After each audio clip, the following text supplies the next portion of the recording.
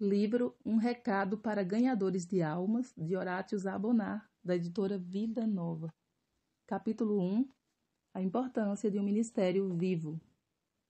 Uns poucos homens bons e fervorosos podem fazer muito mais no ministério que uma multidão de homens mornos, disse Oecolampadius, reformador suíço, um homem que aprendeu por meio de sua experiência pessoal, registrando-a para o benefício de outras igrejas e de outras épocas. A mera multiplicação de homens que se autodenominam ministros não ajuda muito. Eles não passam de ornamentos.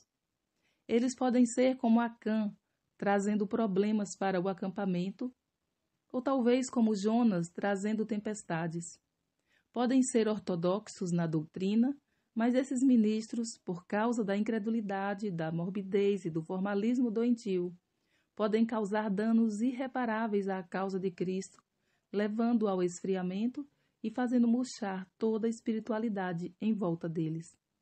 O ministro morno, ainda que em teoria ortodoxo, é fatalmente mais funesto para as almas que aqueles que são grosseiramente inconsistentes ou claramente heréticos. Que homem sobre a face da terra é tão pernicioso quanto um ministro fútil e preguiçoso? Disse Cecil, que observou bem esse ponto quando declarou que pastores mornos geram cristãos desleixados. Será que essa multiplicação de ministros, a despeito de seu grande número, pode ser considerada uma bênção para o povo?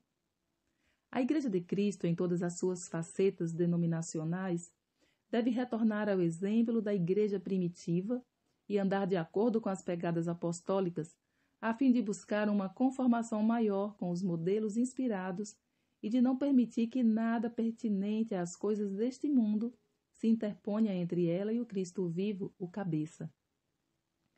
E só nesse momento ela pode voltar seus olhos aos homens que designou para cuidar das almas. Homens estes que, além de bem instruídos e capazes, devem ser distinguidos pela sua espiritualidade, pelo seu zelo, pela sua fé e pelo seu amor.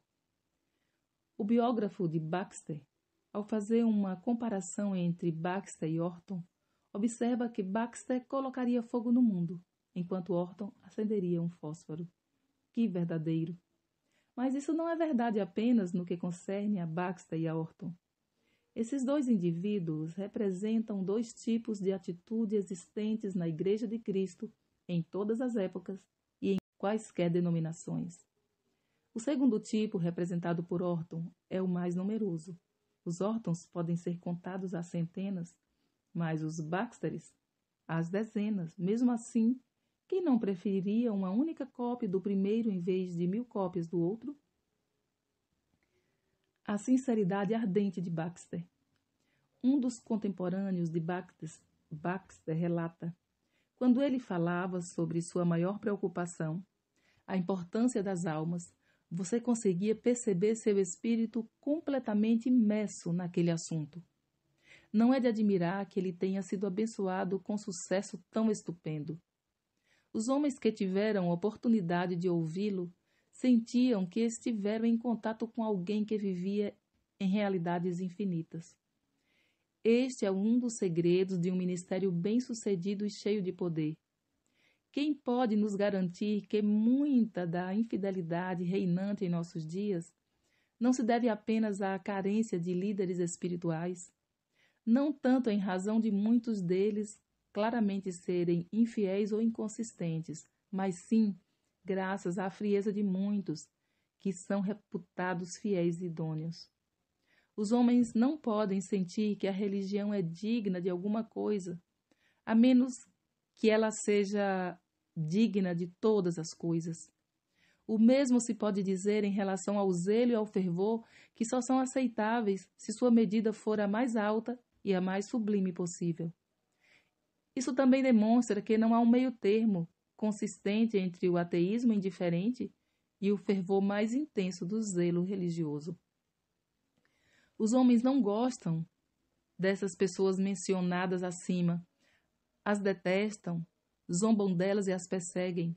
No entanto, sua consciência, quando isso acontece, relembra-os silenciosamente de que há um Deus e um Salvador, um céu e um inferno, e que qualquer coisa inferior a uma vida e um amor assim é hipocrisia, desonestidade e juramento falso.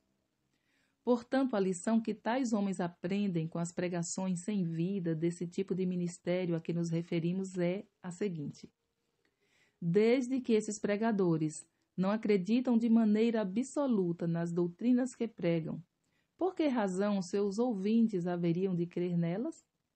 Se os pregadores creem nelas só porque é disso que eles vivem, qual razão aqueles que não tiram nenhum proveito delas devem se preocupar em refutá-las?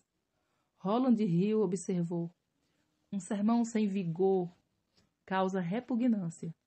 Um sermão sem ousadia faz uma pobre alma dormir mais depressa.